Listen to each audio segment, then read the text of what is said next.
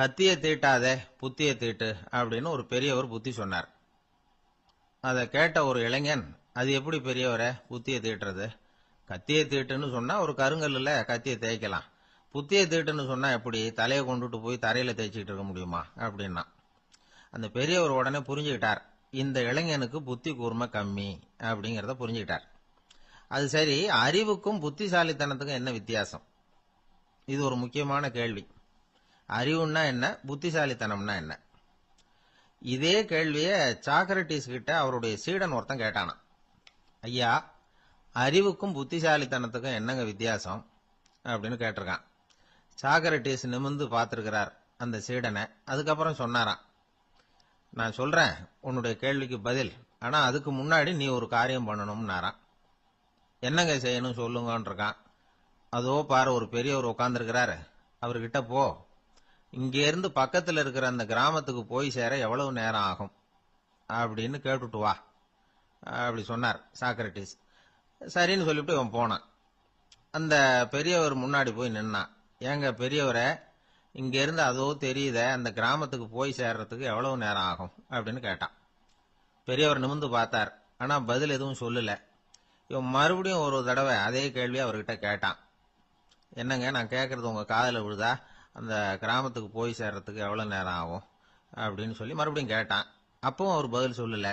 உடனே அவன் மனசுக்குள்ள முடிவு பண்ணிக்கிட்டான், சரி பெரியவர் ஒரு மாதிரியா தெரிகிறார், புத்தி சுவாதீனம் சரியில்லாத ஒரு மாதிரி தெரியுது அப்படின்னு நினைச்சுக்கிட்டே வந்த வழியிலேயே திரும்பி வந்துட்டான். கொஞ்ச தூரம் நடந்திருப்பான். இப்ப அந்த பெரியவர் மறுபடியும் கூப்பிட்டார், இளைஞனே இப்படி வாழ்னார். இவனுக்கு ஒன்னும் புரியல. மறுபடியும் திரும்பி நடந்தான். அவர் முன்னாடி போய் நின்னான். பெரியவர் சொன்னார், தம்பி, இங்க இருந்து அந்த கிராமத்துக்கு போய் சேர்றதுக்கு 5 நிமிஷம் ஆகும் அப்படின்னார். இப்போ அந்த இளைஞன் அந்த முதியவரை ஒரு மாதிரியா பார்க்க ஆரம்பிச்சான். அதுக்கப்புறம் கொஞ்சம் யோசிச்சான். பிறகு அவர்கிட்டே கேட்டுட்டான், ஏங்க பெரியவரை, இதே பதில அப்பவே என்கிட்ட சொல்லி இருக்கலாமே, என்ன திரும்பி போன்னு சொல்லிவிட்டு பாதி தூரம் போனதுக்கு அப்புறம் மறுபடியும் கூப்பிட்டு அதுக்கப்புறம் இப்படி சொல்றீங்களே, இது நியாயமா அப்படின்னா. பெரியவர் சிரிச்சார். அதுக்கப்புறம் சொன்னார், ஏன்பா, நீ எவ்வளவு வேகமா நடக்கிறேங்கிறத பார்க்காம நீ கிராமத்துக்கு போய் சேர வேண்டிய நேரத்தை எப்படி என்னால சொல்ல முடியும்? அதனாலதான் உன்னை கொஞ்ச தூரம் நடக்க விட்டு உன்னுடைய நடையின் வேகம், அந்த கிராமம் இருக்கிற தூரம் ரெண்டையும் கணக்கு போட்டு அதுக்கப்புறம் நேரத்தை சொன்னேன்னார். சீடன் வந்து தலை குனிந்தான். அப்படியே திரும்பி வந்து சாக்ரட்டிஸ் முன்னாடி நின்னான். சாக்ரட்டிஸ் இப்ப சொல்றார், தம்பி, அதுக்கு பேர் தான் புத்திசாலித்தனம். இந்த அறிவு கூர்மை வந்து எல்லா இளைஞர்களுக்கும் வரணும் அப்படிங்கறதுக்காகத்தான் கத்தியை தீட்டாத புத்தியை தீட்டு அப்படின்னு பெரியவங்க எல்லாம் சொல்லிட்டு இருக்கிறாங்க. புத்தியை தீட்டுறவங்க எல்லாம் வாழ்க்கையில அறிவாளியாராங்க, தீட்டாதவங்க கோமாளியாராங்க. இதுதான் இன்னைக்கு நடக்கிறது. அதனால அறிவு கூர்மைங்கிறது வேற. இந்த காலத்து ஆசாமி ஒருத்தர் இன்னொருத்தரை பார்த்து கேட்டார், ஏங்க, ஒரு விமானம் இங்கே இருந்து புறப்பட்டு 2 மணி நேரத்துல மதுரைக்கு போய் சேருது. நல்லா கவனிங்க, ஒரு விமானம் இங்க இருந்து புறப்பட்டு 2 மணி நேரத்துல மதுரைக்கு போய் சேருது அப்படின்னா என்னோட வயசு என்னன்னு கேட்டார். இவர் கேட்கறதுல ஏதாவது அர்த்தம் இருக்கா? அதாவது இங்க இருந்து புறப்பட்டு 2 மணி நேரம் ஆகுது மதுரைக்கு போறதுக்கு, அப்படின்னா என் வயசு என்னன்னு கேட்கிறார.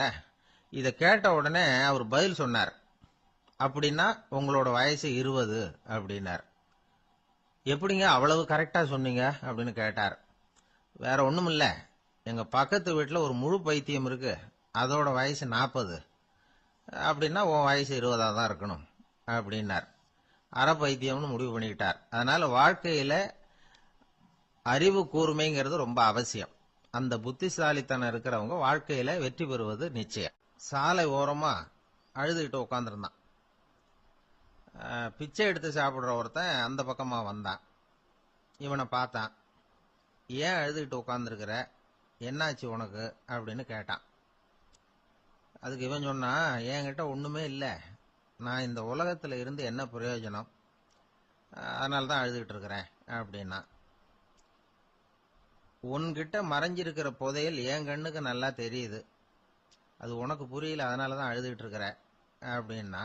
என்னது, புதையல் இருக்குதா, உன் கண்ணுக்கு தெரியுதா அப்படின்னு கேட்டான். ஆமா, எனக்கு தெரியுது, அந்த புதையலை நீ விற்கிறதுக்கு தயாரா இருக்கிறியா அப்படின்னு கேட்டான் இவன். இதை கேட்டதும் அந்த இளைஞனுக்கு ரொம்ப ஆச்சரியமா போச்சு. என்னது இப்படி கேட்கறானே அப்படின்னு. என்கிட்ட ஒரு காசு கூட இல்லையே, அப்படி இருக்கிறப்போ புதையல் எங்க இருந்து வந்தது அப்படின்னா. இந்த நேரத்துல அந்த பிச்சைக்காரன் சிரிச்சான். இப்படிதான் இந்த உலகத்துல எல்லாரும் சொல்லிட்டு இருக்கிறாங்க, என்கிட்ட ஒண்ணுமே இல்லை ஒண்ணுமே இல்லைன்னு சொல்லி. ஆனா அவங்க கிட்ட தான் புதையல் இருக்கு. நீ வேணும்னா என் கூட வா, நம்ம நாட்டு அரசர்கிட்ட போவோம், உன்கிட்ட இருக்கிற புதையலை அவர் நல்ல விலைக்கு எடுத்துக்குவார் அப்படின்னா. அது எப்படி உனக்கு தெரியும்னா, இதுக்கு முன்னாடியும் இது மாதிரி பல பேரை நான் ராஜா கிட்ட அழைச்சிட்டு போயிருக்கிறேன். அதனாலதான் உன்னை பார்த்தேன், உன்னையும் கூப்பிடுறேன். நீ சரின்னு சொன்னா உன்னை அழைச்சிட்டு போறேன், உங்ககிட்ட இருக்கிற புதையலை அவர் நல்ல விலை கொடுத்து எடுத்துக்குவார் அப்படின்னு சொன்னான். இவன் இப்படி சொல்றதும் அந்த இளைஞனுக்கு ஒண்ணுமே புரியல. இது என்னது இந்த ஆள் இப்படி சொல்லிட்டு இருக்கிறான், நம்மகிட்ட என்ன இருக்குது, அதுவும் இல்லாம இவனே பிச்சை எடுத்து சாப்பிட்டுக்கிட்டு இருக்கிறான், இவன் போய் நம்மள ராஜா கிட்ட அழைச்சிட்டு போறதா போறேங்கிறானே என்ன அப்படின்னு சொல்லி அவன் யோசனை பண்ணான். என்ன யோசிக்கிற, உனக்கு பணம் வேணும்னா என்னோட வா அப்படின்னா. இளைஞன் ஒரு முடிவுக்கு வந்தான். சரி, இங்கேயே உட்காந்துக்கிட்டு இருக்கிறத விட அங்கேயாவது போய் பார்ப்போமே, இங்க அழுதுட்டு உட்காந்து இருக்கிறதுல என்ன பிரயோஜனம், ஏதோ கூப்பிடுறான் போய் பார்த்துட்டு வருவோமே அப்படின்னு சொல்லி அவன் கூட புறப்பட்டான். பிச்சைக்காரன் முன்னாடி போயிட்டே இருக்கிறான், இந்த இளைஞன் பின்னாடி நடந்து போயிட்டு இருக்கான். ரெண்டு பேரும் அரண்மனையை நோக்கி போறாங்க. பாதி வழி போயிருப்பாங்க. வழியில அந்த பிச்சைக்காரன் சொன்னான், இத பாரு, முன்னாடியே சில விஷயங்களை நாம பேசிக்க வேண்டியிருக்கு, சரியா தெளிவா முடிவு எடுத்துக்கிட்டு அதுக்கப்புறம் ராஜா கிட்ட போகணும். ஏன்னா அங்க போய் அது முடியாது இது முடியாதுன்னு நாம நமக்குள்ள சண்டை போட்டுக்கிட்டு இருக்க முடியாது. ராஜாவுக்கு விலையை பத்தி கவலையே இல்லை, எவ்வளவு சொன்னாலும் நமக்கு பணம் கிடைச்சிரும். ஆனா அதுக்கப்புறம் நான் இதை விற்கிறதுக்கு தயாரா இல்லைன்னு சொல்லிடக்கூடாது. அதனால புதையல விற்கிறதா இல்லையாங்கிறத இங்கேயே தெளிவா முடிவு செஞ்சுக்கணும், இல்லைன்னா ராஜா கிட்ட போய் அங்க போய் குழப்பிட்டு இருக்க முடியாது அப்படின்னு சொன்னான். இளைஞனுக்கு ஒண்ணுமே புரியல. என்ன சொல்ற நீ, என்கிட்டயா புதையலா, எங்க இருக்குது அப்படின்னு சொல்லி குழம்பி போனான். இப்போ அந்த பிச்சைக்காரன் சொன்னான், இத பாரு, இப்போ உதாரணத்துக்கு உன்னுடைய கண்களை எடுத்துக்கோ, அதுக்கு நீ என்ன விலை கேட்டுற போற, நான் அதுக்கு ராஜா கிட்ட இருந்து ஒரு 50,000 ரூபா வாங்கி தர முடியும். உன்னுடைய இருதயத்தை கொடுக்குறியா, 20 லட்சம் ரூபா வாங்கி தரேன். மூளைய கொடுக்குறியா, 30 லட்சம் வாங்கி தரேன். என்ன சொல்ற அப்படின்னு சொல்லி இந்த பிச்சைக்காரன் பேசிக்கிட்டே போறான். இளைஞனுக்கு கோபம் வந்துட்டுது. என்ன உளர்ற, உனக்கு என்ன பைத்தியமா, கண்ணையும் மூளையையும் இருதயத்தையுமா விற்பாங்க, என்ன விலை கொடுத்தாலும் அதையெல்லாம் நான் விற்கிறதுக்கு தயாரா இல்லை, நான் விற்க மாட்டேன், அதை கொடுத்துட்டு நான் என்ன பண்றது, இப்படி நான் மட்டும் இல்லை யாருமே இதை விற்கிறதுக்கு தயாரா இருக்க மாட்டாங்க அப்படின்னு சொன்னான் அந்த இளைஞன். இவன் இப்படி சொன்னதும் அந்த பிச்சைக்காரன் வாய் விட்டு சிரிக்க ஆரம்பிச்சுட்டான். இப்போ பைத்தியமானது நானா நீயா, லட்சக்கணக்கான கோடிக்கணக்கான ரூபாய் பொறுமானம் உள்ள பொருள்களை உங்ககிட்டயே வச்சுக்கிட்டு விற்க முடியாதுன்னு சொல்ற நீ தான் ஏழை, என்கிட்ட ஒண்ணுமே இல்லைன்னு மரத்தடியில் உட்காந்து அழுதுட்டு இருக்கிறியே அப்படின்னு சொன்னான். இன்னைக்கு பாத்தீங்கன்னா பல பேர் தன்கிட்ட புதைஞ்சிருக்கிற ஆற்றலை புரிஞ்சிக்க முடியாம அவதிப்பட்டு இருக்கிறாங்க. நம்ம கிட்ட என்ன இருக்குங்கிறது அவங்களுக்கு தெரியறது இல்ல, அதனாலதான் என்கிட்ட ஒண்ணுமே இல்லைன்னு சொல்லி அழுதுகிட்டு இருக்கிறாங்க. இத விளங்க வைக்கிறதுக்கு பெரியவங்க சொல்ற கதை இது. நம்ம கிட்ட இருக்கிற புதையலை நாம தான் தோண்டி எடுக்கணும். உண்மையான புதையல்ங்கிறது உள்ளே இருக்கு, ஆனா அதை வெளியில தேடுற ஆசாமிகள் தான் அதிகம். சராசரி மனித இயல்பு அப்படி. நம்ம கிட்ட விலை மதிக்க முடியாத பகுத்தறிவு இருக்கு, அதை வச்சுக்கிட்டு வாழ்க்கையில முன்னேறதுக்கு முயற்சி பண்ணணும். என்கிட்ட ஒண்ணுமே இல்லைன்னு நினைச்சு ஓரமா உட்காந்துடக்கூடாது. முயற்சி செஞ்சா முடியாத காரியம் எதுவுமே இல்லை. ஒரு ரயில்வே ஸ்டேஷன் பக்கம் வெளியில ஒரு டாக்ஸி நின்றுட்டு இருந்தது. அந்த பக்கமா வந்த ஒருத்தர் டாக்ஸி டிரைவரை பார்த்து சொன்னார், ஐயா, உங்க வண்டியில பின் சீட்ல ஒரு மணி பர்ஸ் கிடக்கு, யாரோ மறந்து விட்டுட்டு போயிருக்கிறாங்க அப்படின்னாரு. இல்ல இல்ல, அது காலி பர்ஸ் தான், நான் தான் அதை அங்க போட்டு வச்சிருக்கிறேன் டிரைவர். ஏன்னு கேட்டார் அவரு. இதுக்கு டிரைவர் சொன்னாரு, அதை பாக்குற யாராவது அதை எடுத்துக்கலாம்ங்கிற ஆசையிலேயாவது சவாரிக்கு வருவாங்க, அதுக்காக தான் போட்டு வச்சிருக்கிறேன் அப்படின்னார். ஒரு நண்பர் அவசர அவசரமா என்கிட்ட ஓடி வந்தார். அப்புறம் சொன்னார், என்னால நம்பவே முடியல சார், என் பையனா இப்படி அப்படின்னு சொல்லி ஆச்சரியப்பட்டார். உங்க பையன் அப்படி என்னதான் செஞ்சுட்டான்னு கேட்டேன். என்னால முடியாத ஒரு காரியத்தை அவன் சுலபமா செஞ்சுட்டான் சார் அப்படின்னார்.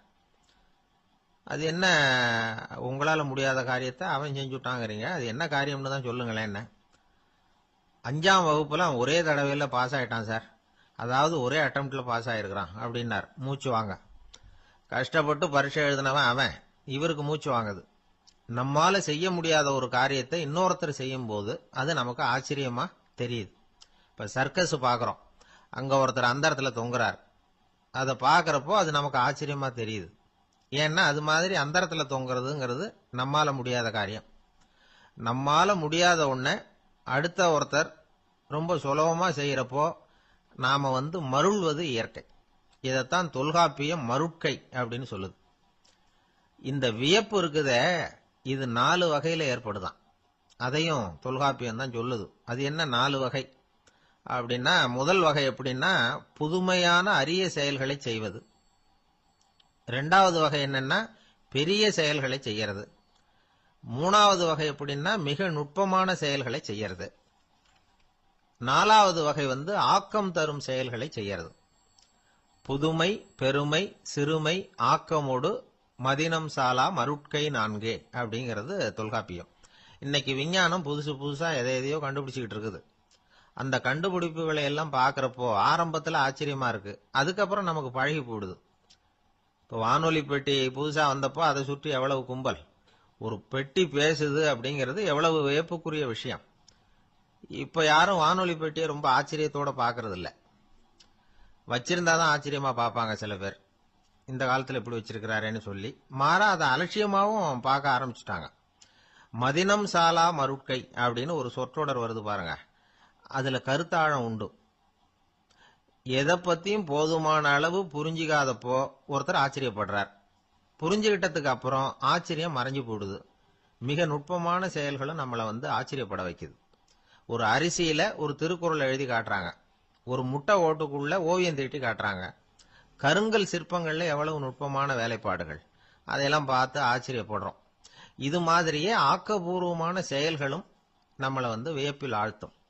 குப்பை கூலங்களை கூட வாழ்க்கைக்கு பயன்படுகிற பொருளா மாற்றுகிறவர்கள் இருக்கிறாங்க. அவங்களுடைய செயல் நமக்கு ஆச்சரியத்தை தருது.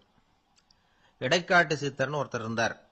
அவர் பாடிய மூவடி 30ங்கிற நூல்ல ஒரு பாட்டு வருது. ஆற்றல் பிறர் அறிதலின் ஆகம் கிளர்வு உறுதலின் கற்று அறிபாணர் கெழுமிய கோடலின் தோற்றம் உருகவே போற்றல் சால் வியப்பே. ஒருத்தருடைய ஆற்றல் தெரியாமல் இருந்தது, அவருடைய அரிய செயல்களை பார்க்கும் பொழுது வியப்பா இருந்தது, மனசுக்குள்ள கிளர்ச்சி. பாவலர்கள் இவர்கள் புகழப்பாடி மற்றவர்களும் தெரிந்து கொள்ளுமாறு செய்கிறார்கள். ஆக எல்லா வகையிலுமே மக்கள் தங்களுடைய வாழ்க்கையில முன்னேறுவதற்கு வழிகாட்டுகிற ஒரு மெய்ப்பாடு தான் வியப்புங்கிறது. இன்னைக்கு இளைஞர்கள் இதை நல்லா புரிஞ்சுக்கணும். ஆச்சரியப்படுங்கள், ஆச்சரியப்பட வைப்பீர்கள். இந்த காலத்துல நம்ம எப்படி எல்லாமோ ஆச்சரியப்பட வைக்கிற அதிசய மனிதர்கள் இருக்கிறாங்க. ஒரு ஆளை பிடிச்சி ஜெயிலுக்கு கொண்டுட்டு வந்தாங்க. சிறை அதிகாரி அவனை ரொம்பவும் ஆச்சரியமா பார்த்தார். இவன் கேட்டான், ஏன் சார் அப்படி பாக்குறீங்க, நான் இப்ப இங்க வந்தது உங்களுக்கு ஆச்சரியமா இருக்கா அப்படின்னு கேட்டான். இதுக்கு சிறை அதிகாரி சொன்னார், நீ இப்போ இங்க வந்ததுல எனக்கு ஒன்னும் ஆச்சரியம் இல்லப்பா, ஏற்கனவே நீ இங்கிருந்து விடுதலை ஆகி போய் 6 மாசம் ஆச்சு, இவ்வளவு லேட்டா திரும்பி வர்றியா, அதுதான் எனக்கு ஆச்சரியம் அப்படின்னாராம். இது ஒரு வகையான ஆச்சரியம். ஆனா வாழ்க்கையில வியப்புங்கிறது ஒரு தேவைப்படுகிற மெய்ப்பாடு. ஆச்சரியப்படுவோம், ஆச்சரியப்பட வைப்போம். அப்படி இந்த உண்மையை புரிந்து கொண்டோம்னா நம்ம வாழ்க்கையில வெற்றி நிச்சயம். ஒரு சின்ன பையன் என்னை தேடிட்டு ஓடி வந்தான். ஒரு கதை சொல்லுங்கன்னா, சொந்தமா எதுவும் தெரியாதேன்னு. உங்களுக்கு சொந்தமா எதுவும் தெரியாதுன்னு எனக்கும் தெரியும் அப்படின்னா. இந்த பையன் அடிக்கடி என்கிட்ட கதை கேட்கிறவன், அதனால என்னோட ரகசியம்லாம் அவனுக்கு அத்துப்படி. அதனால்தான் அவ்வளவு தெளிவா அடிச்சு விடுறான். சரி, இப்ப என்ன செய்யலாம்னு. பழைய கதை ஏதாவது ஒன்று சொல்லுங்களேன்னா. உனக்கு கிருஷ்ண தேவராயரை தெரியுமான்னு. அவர்கிட்ட நேரில் பழக்கம் இல்லை, ஆனா அவரை பத்தி புஸ்தகத்துல படிச்சிருக்கேன்னா. சரி, இவங்கிட்ட மேற்கொண்டு பேச்சு கொடுத்தா நம்மள ஒரு மாதிரி ஆக்கி விடுவான் அப்படிங்கிறத யூகம் பண்ணிக்கிட்டு அவனை உட்கார வச்சு கடைசி வரைக்கும் குறுக்க பேசக்கூடாது அப்படின்னு ஒரு கண்டிஷனையும் போட்டுட்டு அந்த கதையை சொன்னேன். ஒரு சமயம் கிருஷ்ணதேவராயர் சமஸ்தானத்துக்கு ஒரு பெரிய வித்வான் சேர்ந்தாராம். என்னோட போட்டி போடுறதுக்கு இந்த ஊர்ல யாராவது இருக்கீங்களா அப்படின்னு சவால் விட்டாராம். அந்த ஊர்ல இருந்த பெரிய பெரிய வித்வான்லாம் இது ஏதுனா வம்பா போச்சுன்னு நினைக்க ஆரம்பிச்சுட்டாங்க. யாரும் அந்த ஆளோட போட்டி போடுறதுக்கு தயாரா இல்லை. எல்லாரும் நடுங்கிட்டு இருக்கிறாங்க. அந்த நேரத்துல ஒருத்த மட்டும் தைரியமா முன்னுக்கு வந்தான். அது யாருன்னா தெனாலிராமன். அந்த சமஸ்தானத்துல விகட கவி அவன். என்ன அனுப்புங்க போட்டிக்கு, நான் ஜெயிச்சு காட்டுறேன்னா. உனக்கு அவ்வளவு தைரியம் இருக்குதா அப்படின்னு கேட்டாங்க. தைரியம் மட்டும்தான் என்கிட்ட இருக்குது, ஆனா தைரியம் இருந்தா அதிர்ஷ்டம் தேடிட்டு வருங்கிறது எனக்கு தெரியும் அப்படின்னா. அடுத்த நாள் போட்டி ஆரம்பமாச்சு. அந்த பெரிய வித்வான் வந்து நின்னார். தென்னாலிராமன் எதிரில் வந்து நின்னான். அந்த வித்வான் ஒரு விரல காட்டினார். தென்னாலிராமன் பதிலுக்கு 2 விரல காட்டினான். வித்வான் 3 விரல காட்டினார். இவன் உடனே 4 விரல காட்டினான். உடனே 5 விரல காட்டினார் அவரு. தென்னாலிராமன் உடனே தன்னுடைய கை முஷ்டியை காட்டினான், கையை மூடி காட்டினான். அவ்வளவுதான். அந்த பெரிய வித்வான் கிருஷ்ணதேவராயர் காலில் விழுந்தார். நான் தோத்துட்டேன், என் தோல்வியை ஒத்துக்கிறேன் அப்படின்னு சொல்லிவிட்டார். கிருஷ்ணதேவராயர் அவரை தனியா அழைச்சிட்டு போய் என்ன நடந்ததுன்னு விசாரிச்சார். அந்த வித்வான் விளக்கம் கொடுத்தார். ஆண்டவன் ஒருவன் தான் உண்டுங்கிறத விளக்கறதுக்காக நான் ஒரு விரல காட்டினேன். அப்படி இல்ல, சக்தியை சேர்த்தா சக்தி சிவன் 2 பேர் உண்டுன்னு உங்க வித்வான் 2 விரல காட்டினார். மூர்த்திகள் 3 பேருங்கிறதுக்காக நான் 3 விரல காட்டினேன். வேதங்கள் 4ன்னு சொல்லி ஒரு 4 விரல காட்டினார். பஞ்சபூதங்கள் 5ன்னு நான் 5 விரல காட்டினேன். அதையெல்லாம் அடக்கி ஆளணும்னு சொல்லி அவர் கையை மூடி உறுதியா காட்டினாரு. அடடா, உங்க வித்வானுக்கு எப்பேற்பட்ட அறிவு! அவர் தான் ஜெயிச்சார், நான் தோத்துட்டேன் அப்படின்னார் அவர். அப்படி சொல்லிவிட்டு அவர் போயிட்டார். அதுக்கப்புறம் தெனாலிராமனை கூப்பிட்டு என்னப்பா நடந்தது அப்படின்னு கேட்டாராம். அதுக்கு தெனாலிராமன் விளக்கம் கொடுத்துருக்கிறான். அவன் முதல்ல என்ன கொன்னுடுவேன்னு அந்த வித்வான் ஒரு விரல காட்டினான். உடனே ஒரு 2 கண்ணையும் தோண்டி போடுவேங்கிறதுக்காக நான் 2 விரல காட்டினேன். உனக்கு நாமம் போட்டுருவேன்னு சொல்லி 3 விரல காட்டினான். அதை அழிச்சிருவேன்னு 4 விரல காட்டினேன். உன்னை அரைஞ்சிருவேன்னு அவன் 5 விரல காட்டினான். நான் உங்களை குத்தி போடுவேன்னு சொல்லி கையை மூடி காட்டினேன் அப்படின்னா. இப்ப பாருங்க, ஜெயிச்சது யார்? தைரியம் மட்டும் இருந்துட்டா அதிர்ஷ்டம் தானா தேடி வருங்கிறது எவ்வளவு உண்மையா போச்சு. அதனால நாம எப்பவும் தைரியமா இருக்கணும்னு சொல்லிவிட்டு என் எதிரில் கதை கேட்டுட்டு உட்காந்துருந்த சின்ன பையனை பார்த்தேன். அவன் என்னை நிமிர்ந்து பார்த்தான். அவன் தன்னோட கை கால் 2ஐயும் ஒரு மாதிரியா என் முன்னால தூக்கி 20 விரல காட்டினான். எனக்கு ஒன்றும் புரியல. இதுக்கு என்னப்பா அர்த்தம்னு கேட்டேன். இதே கதையை இதுக்கு முன்னாடி என்கிட்ட 20 தடவை நீங்க சொல்லியிருக்கீங்கன்னு அர்த்தம் அப்படின்னு. வாழ்க்கையில ரொம்பவும் அடிபட்டு அல்லல் போட்டுக்கிட்டு இருக்கிற ஒருத்தர் வந்தார். மனசு ரொம்பவும் நொந்து போய் பேசினார். இந்த உலகத்துல மனுஷனா பிறந்ததை விட மாடா பிறந்திருக்கலாம் சார் அப்படின்னார். திடீர்னு வந்து என்கிட்ட இப்படி சொன்னா அதுக்கு நான் என்னங்க பண்ண முடியும் அப்படின்னேன். உங்ககிட்ட வரணும்னு தோணுச்சு, அதனால வந்தேன் அப்படின்னார். சரிங்க, இப்படி ஒரு யோசனை வந்ததுக்கு என்ன காரணம் அப்படின்னு சொல்லி அவர்கிட்ட கேட்டேன். அதுக்கு அவர் சொன்னார், என் பையனுக்கு வேலை தேடுறேன் கிடைக்கல, பொண்ணுக்கு மாப்பிள்ளை தேடுறேன் கிடைக்கல, வீடு கட்டுறதுக்கு கடன் கேட்கறேன் கிடைக்கல. மாடா பிறந்திருந்தா இது மாதிரி கவலையெல்லாம் கிடையாதுல்ல, பேசாம வைக்கோலை தின்னுகிட்ட அசை போட்டுக்கிட்டே கடந்து விடலாமே அப்படின்னாரு அலட்சியமா. அதுக்கப்புறம் தான் அவர் சொன்ன கருத்தை நானும் கொஞ்சம் அசை போட ஆரம்பிச்சேன் மனசுக்குள்ள. இப்போ இயற்கையை பொறுத்த வரைக்கும் அது நாம எல்லாரும் மகிழ்ச்சியா வாழணும் அப்படின்னு தான் விரும்புது. விலங்குகள், பறவைகள், தாவரங்கள், அப்புறம் மற்ற உயிரினங்கள் எல்லாமும் நல்லபடியா இருக்கணும் அப்படிங்கிறது தான் இயற்கையோட விருப்பம். அதுல ஒன்றும் சந்தேகம் இல்லை. இயற்கையோட அமைப்பை கொஞ்சம் கவனிச்சு பார்த்தா அதை நாம நல்லா புரிஞ்சுக்கலாம். இருந்தாலும் இந்த ஆள் சொன்னதை கேட்ட பிறகுதான் ஒரு முக்கியமான வேறுபாடு புரிஞ்சுது. அதாவது, இந்த உலகத்துல உள்ள முக்கியமான பிரச்சனைகள் 6. அந்த 6 பிரச்சனைகளும் ஆடு மாடுகளுக்கு கிடையாது, மரம் செடி கொடிகளுக்கு கிடையாது. ஆனா மனுஷன் அந்த 6 பிரச்சனைகளையும் சந்திக்க வேண்டியிருக்கு. சரி, அந்த 6 பிரச்சனைகள் என்னென்ன தெரியுமா? முதல்ல, இந்த ஆடு மாடுலாம் நமக்குன்னு சொந்தமா ஒரு வீடு இல்லையே அப்படின்னு கவலைப்பட்டுக்கிட்டு இருக்கிறது இல்ல. ஆனா மனிதனுக்கு வீடு தேவைப்படுது. இது ஒரு வித்தியாசம். இப்ப 2வது பிரச்சனை என்னன்னா ஆடை பிரச்சனை. ஒரு கோழியோ சேவலோ நாம போட்டுக்கிறதுக்கு ஒரு சட்டை இல்லையே அப்படின்னு கவலைப்படுறது இல்ல. ஆனா மனுஷனுக்கு அந்த கவலை உண்டு. சரி, இப்ப 3வது என்னன்னு பார்த்தா கல்வி பிரச்சனை. ஒரு பசுமாடு கவலையோட நின்றுகிட்டு இருக்கு அப்படின்னு வச்சுக்குவோம். நீங்க அதுகிட்ட போய், ஏன் பசுமாட கவலையோட நின்றுகிட்டு இருக்கிற அப்படின்னு கேக்குறீங்க. என் கண்ணுக்குட்டிக்கு எல்கேஜியில் இடம் கிடைக்கல, டொனேஷன் கொடுக்கறதுக்கு கையில பணமும் கிடையாது, சிபாரிசுக்கு யாரை பிடிக்கிறதுன்னு தெரியல, இப்படியா சொல்லிக்கிட்டு இருக்கோம். அதுக்கு அந்த கவலையெல்லாம் கிடையாது. ஆனா மனிதனுக்கு அந்த கவலை உண்டு. 4வது என்னன்னு பாத்தீங்கன்னா வேலை வாய்ப்பு பிரச்சனை. வேலை கிடைக்கலையே அப்படின்னு வேப்ப மரம் கவலைப்படுறது இல்ல, ஆனா மனுஷன் கவலைப்படுறான். 5வது என்னன்னு பார்த்தா கல்யாண பிரச்சனை. எரும மாடு பசு மாடு எல்லாம் பொண்ணுக்கு மாப்பிள்ளை தேடிக்கிட்டாலே இது பேப்பர்ல மணமகன் தேவை அப்படின்னு விளம்பரமா கொடுக்குது, அதெல்லாம் கிடையாது. ஆறாவது என்னன்னு பாத்தீங்கன்னா பணம் சம்பந்தமான பிரச்சனை. ஆடு மாடுலாம் பணத்தை சேமிக்கணும்னோ ஏதாவது நிதி நிறுவனத்துல முதலீடு பண்ணணும்னோ நினைச்சுக்கிட்டு இருக்கிறது இல்ல. பணத்தை எப்படி காப்பாத்துறது அப்படிங்கிற கவலையும் அதுகளுக்கு கிடையாது. குதிரை குளம்போட பிறக்குது, அதனால அது காடு மேடெல்லாம் கவலை இல்லாம தெரியலாம். ஆடு உடம்புல ரோமத்தோட பிறக்குது, அதனால அது குளிரை பத்தி கவலைப்பட வேண்டிய அவசியம் இல்லை. ஆனா மனுஷனை பாத்தீங்கன்னா அவன் தான் ஒண்ணுமில்லாம பிறக்கிறான். ஏன் இந்த பாகுபாடு அப்படின்னு கேட்டா இத பத்தி கொஞ்சம் சிந்திச்சு பார்க்கணும். அதாவது இந்த சந்தேகத்தை ஒரு பெரியவர்கிட்டையும் கேட்டேன். அவரு சொன்னார் இதுக்கு பதில். அவரு இதே கேள்வியை இயற்கை கிட்ட கேட்டாராம். இயற்கை பதில் சொல்லிச்சான். வேற யாருக்கும் கொடுக்காத ஒரு வலுவான கருவிய, ஒரு பவர்ஃபுல் வெப்பன் மனுஷனுக்கு கொடுத்திருக்கிறேன்னு, அந்த கருவியை உபயோகப்படுத்தி அந்த 6 பிரச்சனையை மட்டும் இல்ல 6 கோடி பிரச்சனைகள் இருந்தாலும் அதையெல்லாம் சமாளிக்கலாம். அது கருவி என்ன தெரியுமா? அதுதான் 6வது அறிவு. அதை உபயோகப்படுத்தினா காலுக்கு செருப்பு தயார் பண்ணிக்கலாம், குளிருக்கு போர்வை தயார் பண்ணிக்கலாம், என்ன வேணும்னாலும் செய்யலாம் அப்படின்னு இயற்கை பதில் சொல்லிச்சான். அதனால நாம செய்ய வேண்டியது என்னன்னா இயற்கையை முதல்ல சரியா புரிஞ்சுக்கணும். இயற்கையின் படைப்பையே நாம சரியா புரிஞ்சுக்கிறது இல்லையே, அதுதான் வேதனை. இந்த கதையை கேளுங்க. இப்ப நகரத்திலிருந்து ஒரு ஆளு கிராமத்துக்கு வந்தான். அங்க ஒரு சிறுவன் மாடு மேய்ச்சிக்கிட்டு இருந்தான். நகரத்து ஆள் சொன்ன, எவ்வளவு அழகான பசு, அது சரி இதுக்கெல்லாம் ஏன் கொம்பு இல்லைன்னா. இதுக்கு அந்த பையன் பதில் சொன்னான், பசுமாட்டுக்கு கொம்பு இல்லாததுக்கு பல காரணங்கள் உண்டு.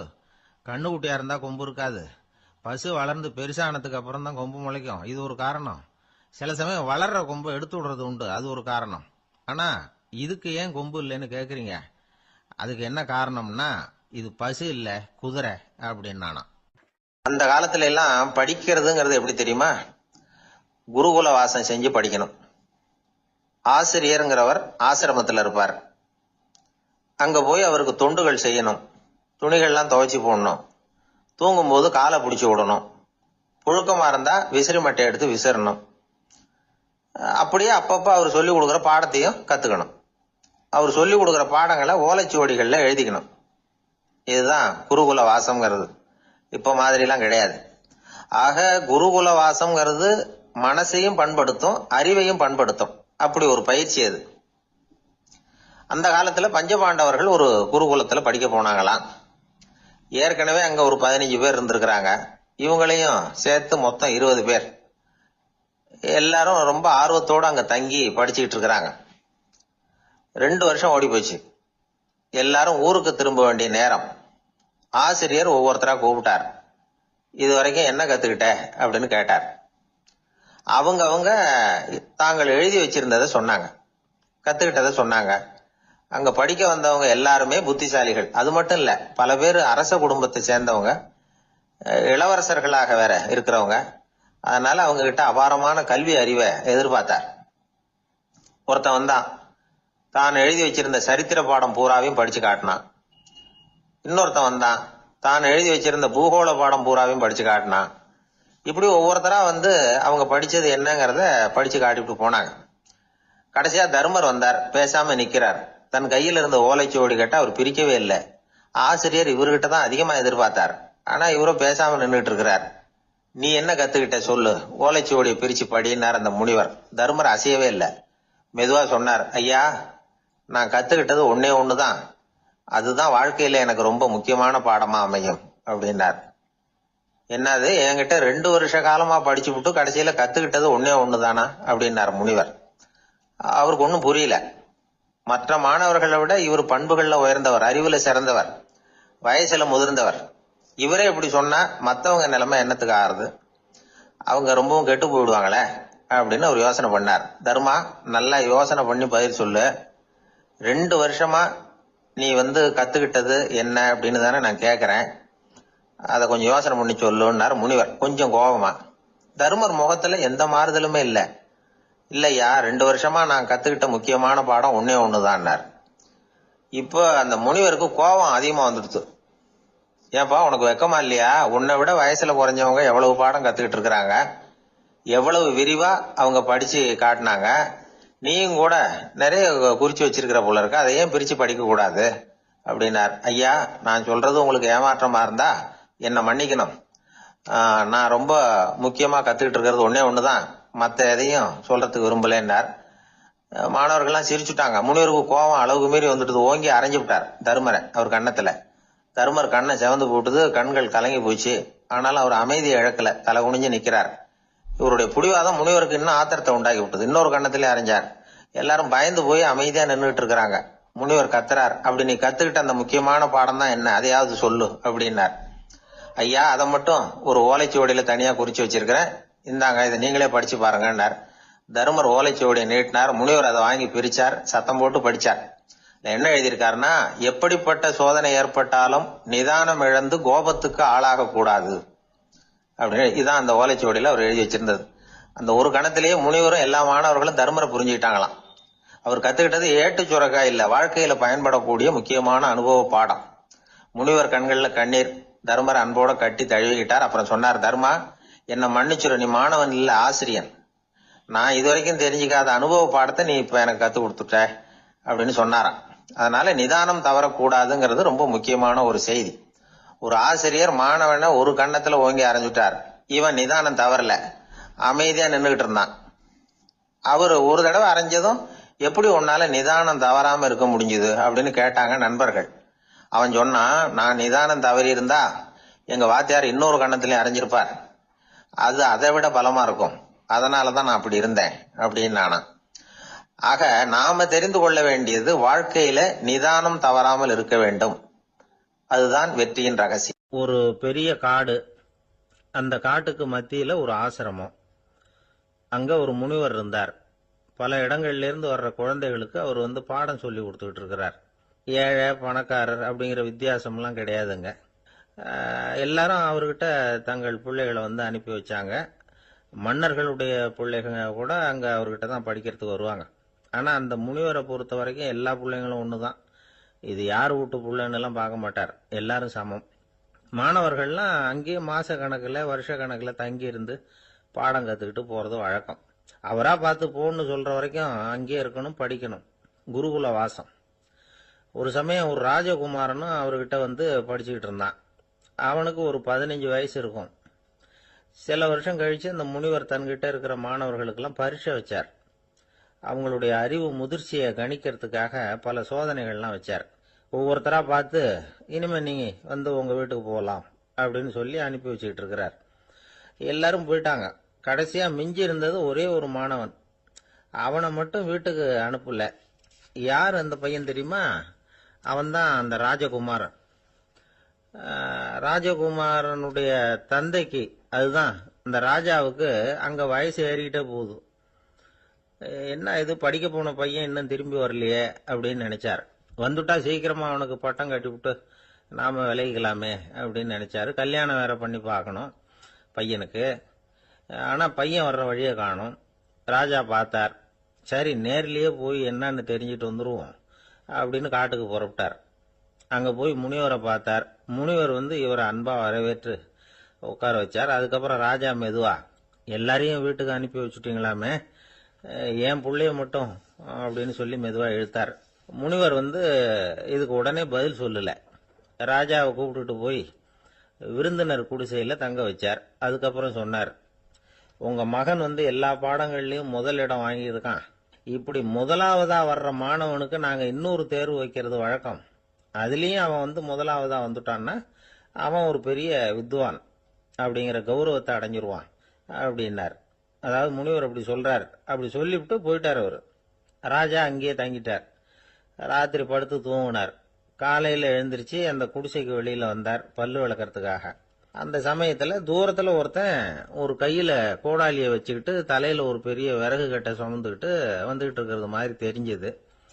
யாராவது விறகு வெட்டியா இருக்கும் அப்படின்னு நினைச்சார் ராஜா. கிட்ட வந்ததும் உத்து பாக்குறாரு. பார்த்தா அது தன்னோட புள்ள. திகைச்சு போயிட்டார்.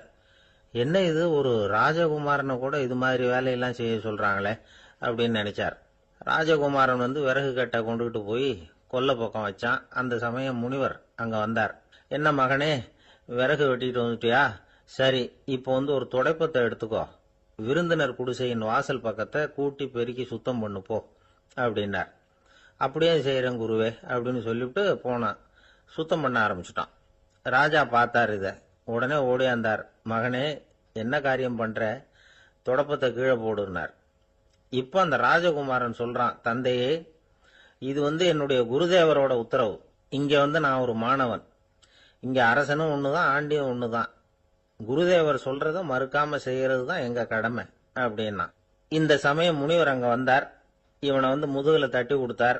அப்புறம் ராஜா கிட்ட சொன்னார், அரசே, உங்க புள்ள எங்க கடைசி தேர்வுலையும் வெற்றி பெற்றுட்டான். பணிவுதான் மாணவர்களின் மிக உயர்ந்த குணம்.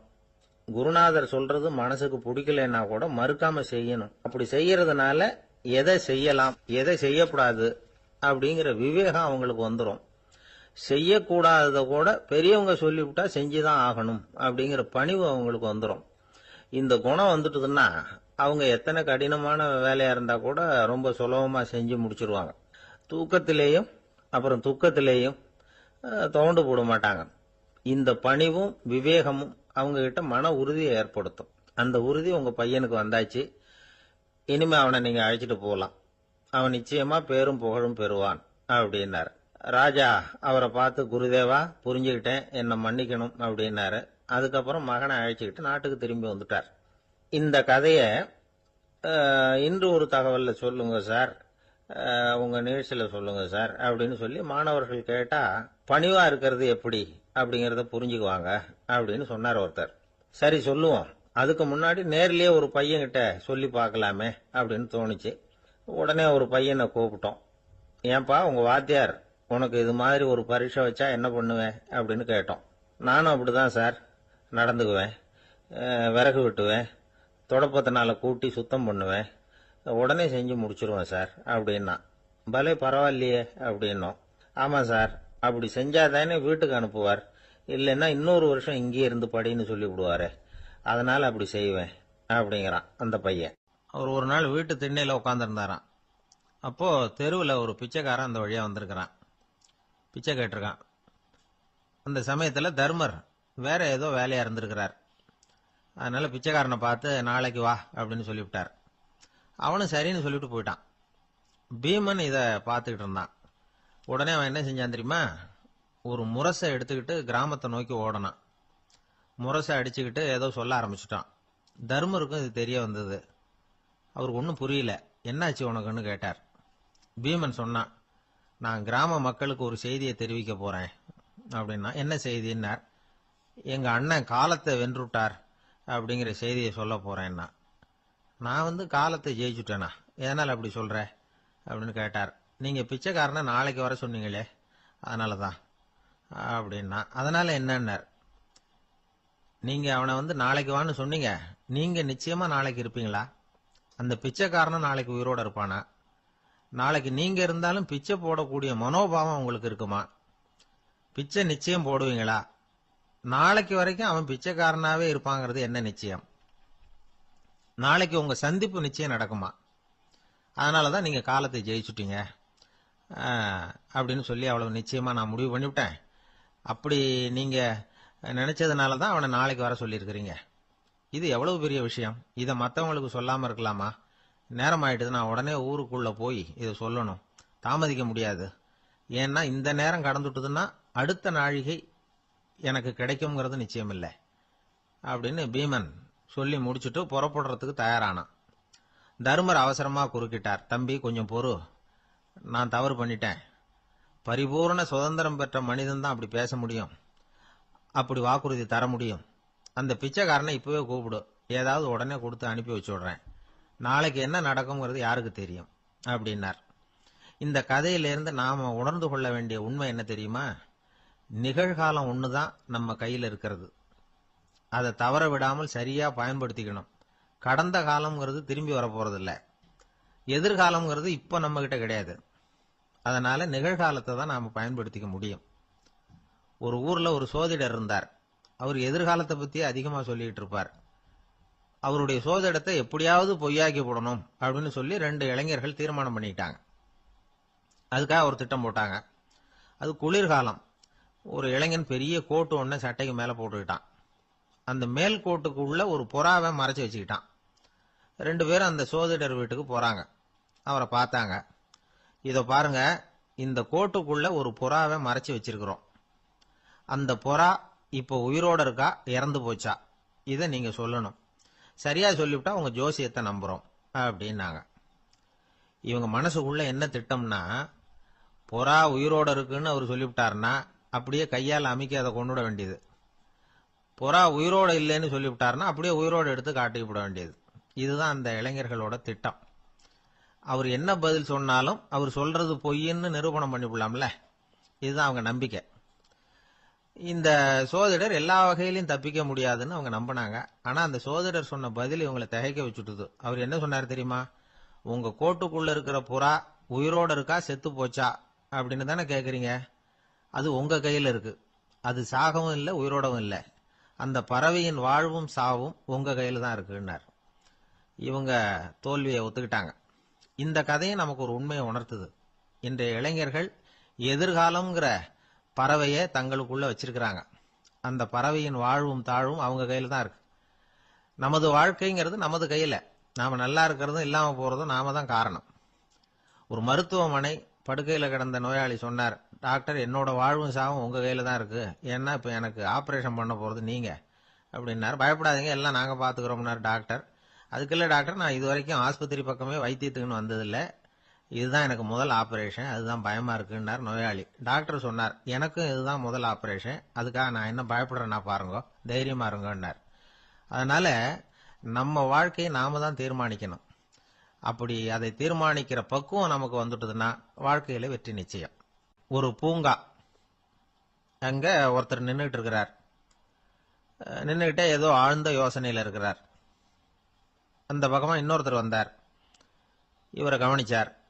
என்ன யோசனைன்னு கேட்டார். எப்படி எழுந்திருக்கிறதுன்னு யோசனை பண்ணிட்டு இருக்கிறேன்னாரு அவர். கேட்டவருக்கு ஒரு மாதிரி ஆயிட்டது. ஏற்கனவே நின்றுகிட்டு இருக்கிற ஒருத்தர் எப்படி எழுந்திருச்சு நிக்கிறதுன்னு யோசிக்கிறாருன்னா அது ஆச்சரியம் தானே. அதுக்கப்புறம் இவர் யோசிக்க ஆரம்பிச்சார், என்ன இவர் இப்படி பேசுறாரு அப்படின்னு. கீழே விழுந்தாதானே எழுந்திருச்சு நிக்க முடியும். அதனால எழுந்திருக்கணும்னு நினைக்கிறவங்க முதல்ல கீழே விழணும். இவர் முதல்ல கீழே விழணும், அதுக்கப்புறம் தான் எழுந்திருக்கிறது எப்படின்னு சிந்திக்க முடியும். இந்த உலகத்துல எல்லாருமே கீழே விழுந்து எழுந்தவர்கள் தான்.